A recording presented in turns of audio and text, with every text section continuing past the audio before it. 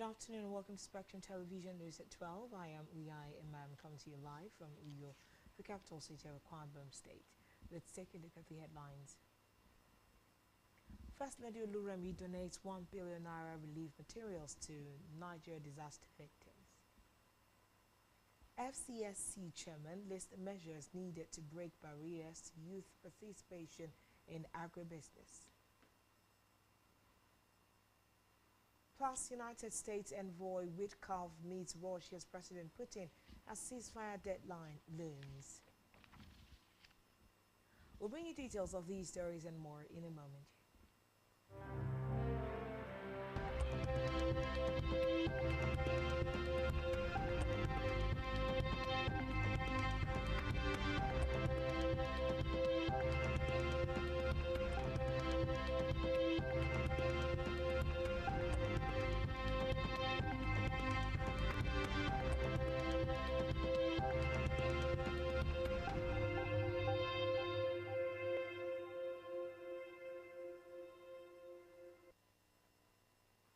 Good afternoon and thanks for joining us. We begin the news this afternoon from the national scene where President Bola Tinubu has assented to the Nigerian Insurance Industry Reform Bill 2025, now called the Nigerian Insurance. The presidential spokesman Bayo Nanuga, who announced this, said the legislation would strengthen Nigeria's financial sector and accelerate the nation's march toward a $100 trillion economy. I beg your pardon. The presidency said the act repealed and consolidated several outdated insurance laws into a single modern legal framework, stating that the new act provides for comprehensive regulation and supervision of all insurance and reinsurance businesses operating within Nigeria. The presidential spokesman said the act introduced measures such as stringent capital requirements to ensure the financial soundness of operators, enforcement of compulsory insurance policies to enhance consumer protection, and digitalization of the insurance market to improve access and efficiency. Onanuga said the National Insurance Commission (NICOM) has been mandated to administer and implement the provisions of the NIRA 2025 to unlock the industry's full potential and significantly improve insurance penetration across the country. In the meantime, the federal government has vowed to revitalize the commercial production of oil palm and cocoa in Nigeria. Vice President Kashim Shettima stated this when he declared open the 7th edition of the expanded National Clinic of the Micro, Small and Medium Scale Enterprises (MSMEs) in Nigeria. Shettima, who emphasized the relevance of such enterprises to the growth and development of the nation's economy, promised that the federal government would not relent in its efforts to support the MSMEs. The vice president disclosed that 65 MSMEs from Ondo State have accessed funding from the federal government's 75 billion naira intervention fund, stressing that the Sunshine State is critical to the socio-economic development of the country. He urged the participants to utilize the opportunity provided by the expanded national clinics in boosting their businesses. Away from that, the First Lady Senator Oluremi Tinubu has donated 1 billion naira, 2,000 bags of rice, clothes, shoes and other relief materials to victims of natural disasters and insecurity across Niger State. The donation, which the First Lady made through her Renewed Hope initiative, was presented to victims of floods, bandit attacks, boat mishaps and fire outbreaks across the state. Oluremi made the donation at the government house in Minna, where she was received by Niger State Governor Mohammed Umar Bako and members of the State Executive Council. The First Lady said the donation was a part of RHI's commitment to restoring dignity and hope to displaced Nigerians. She directed that the 1 billion naira cash be used to provide accommodation and major essentials to enable the displaced families get back on their feet, earn a good living, and have a better life. In another development, the chairman of the Federal Civil Service Commission (FCSC), Professor Tunji Olapa, has listed some necessary measures to take in order to break the barriers to the participation of youths women, and other categories of citizens in agribusiness. Olaopa spoke in Abuja at a high-level dialogue of the African Development Bank, bridging the gap, access to finance and empowering youth and women for agribusiness success. The FCSC chairman lauded AFDB's unwavering commitment to removing the constraints against youth and women for more profitable and productive ventures in agribusiness.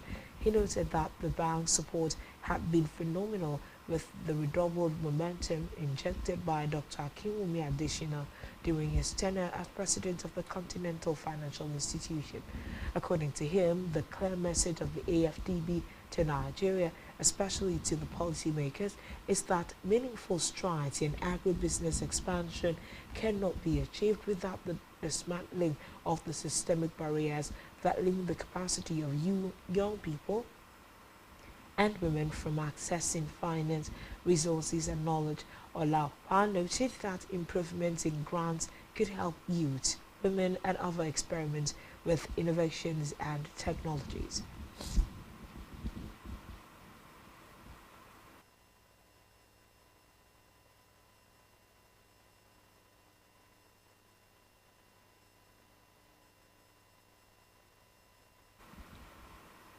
In a separate development, the Labour Party has dissociated itself from a protest scheduled to take place today at the headquarters of the Independent National Electoral Commission, Inec, describing the organisers as imposters and political impersonators.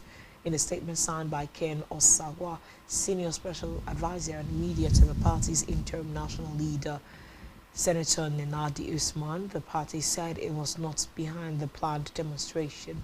The assignment warned The statement, I beg your pardon, warned that anyone participating in or promoting the protest does so without the consent of the party and should be regarded as an impostor. The party also referenced INEC's recent rejection of a list of candidates allegedly submitted by former Chairman Julius Abure and his group for the forthcoming national by-elections and local council polls.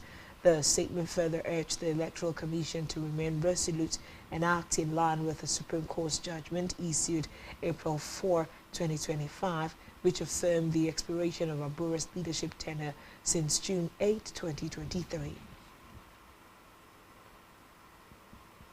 Moving on to the continent of Africa, where Sudan has accused the United Arab Emirates of sending Colombian mercenaries to fight alongside the paramilitary Rapid Support Forces against the military in the country's civil war. The Foreign Ministry said in a statement that the Sudanese government has irrefutable evidence confirming mercenaries from Colombia and some neighboring African countries were sponsored and financed by Emirati authorities. The UAE's Foreign Affairs Ministry said the government categorically rejects the allegations and denied involvement in the war by backing armed groups. Recall that Sudan has long accused the UAE of being involved in the war by supplying the RSF with weapons, but the Gulf country has denied that claim. On the foreign scene, a meeting between U.S. envoy Steve Witkoff and Russia's Vladimir Putin is underway at the Kremlin. Witkoff arrived in Moscow today as Donald Trump's deadline for Russia to agree to a ceasefire in Ukraine looms. The U.S. president had said that Russia could face hefty sanctions or see secondary sanctions imposed against all those who trade with it if it does not take steps to end the horrible war with Ukraine. President Vladimir has warned that Russia would only make serious moves towards peace if it began to run out of money.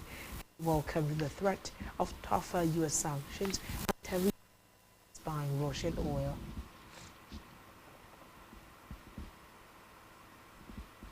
Still in the foreign scene, Texas Governor Greg Abbott has said he is taking legal action to remove from office dozens of Democrats who have fled the state to block a plan to redraw electoral boundaries. He filed a lawsuit with the Texas Supreme Court seeking to fire Democratic legislator Jean Wu, whom he called the ringleader of a plot to hijack state government. While the filing focuses on Wu, Abbott said in a statement that the departure of more than 50 Democrats would constitute abandonment of their office, justifying their removal. Reports say the redrawn congressional map would create 5 more Republican-leaning seats in the U.S. House of Representatives in Washington, D.C., where Republicans hold a slim majority. Still to come in the news. Lyon signs Liverpool midfielder Tyler Morton for £15 million. Stay tuned for details of this and more in a moment.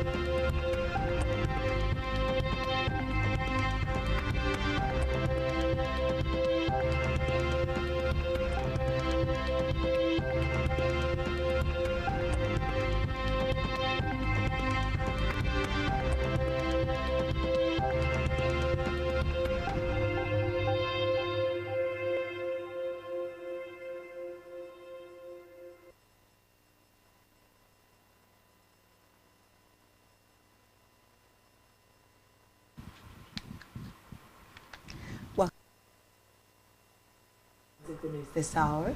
In business, the federal government has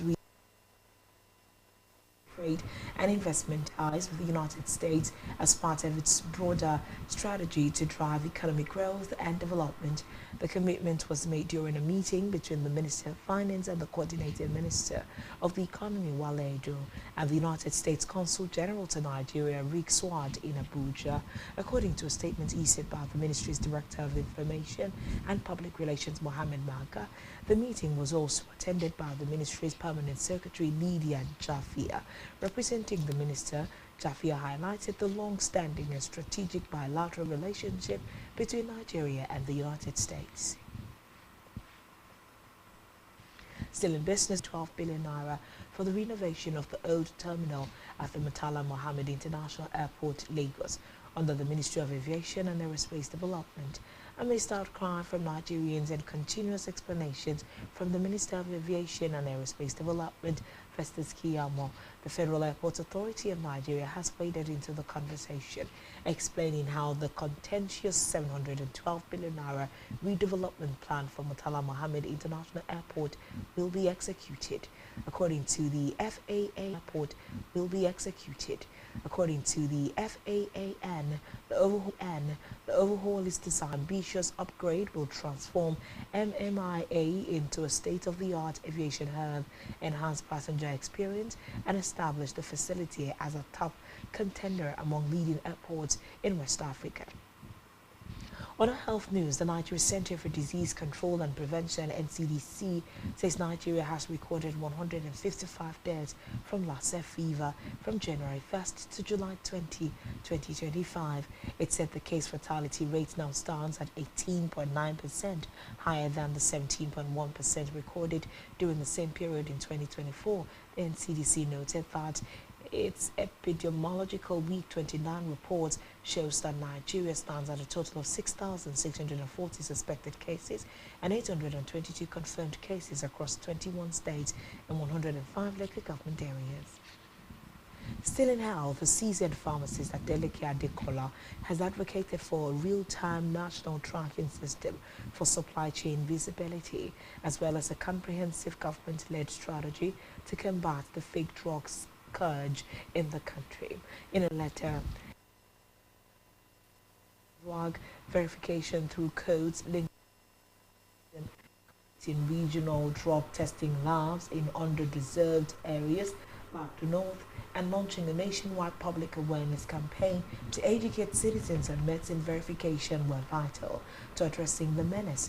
He added that training and equipping community pharmacists and vendors to identify and report suspicious drugs, as well as strengthening border controls and collaborating with ECOWAS to combat cross-border trafficking of counterfeit medication, would also aid in tackling the scourge. According to Adekola, the safety and trustworthiness of the drug supply chain system is very crucial. We move now to sports news, where Lyon have signed midfielder Tyler Martin from Liverpool for £15 million. Wirral-born Martin joined Liverpool's academy aged 7 and was handed his senior debut in 2021.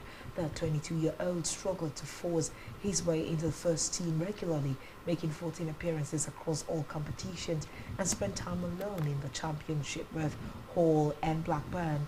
He helped England's under-21 side win the European Championship earlier this summer. Still in sports, Clara Towson reached the last four of the Canadian Open by beating American Madison Keys 6-1, 6-4 to reach just the second WTA 1000 semi of her career.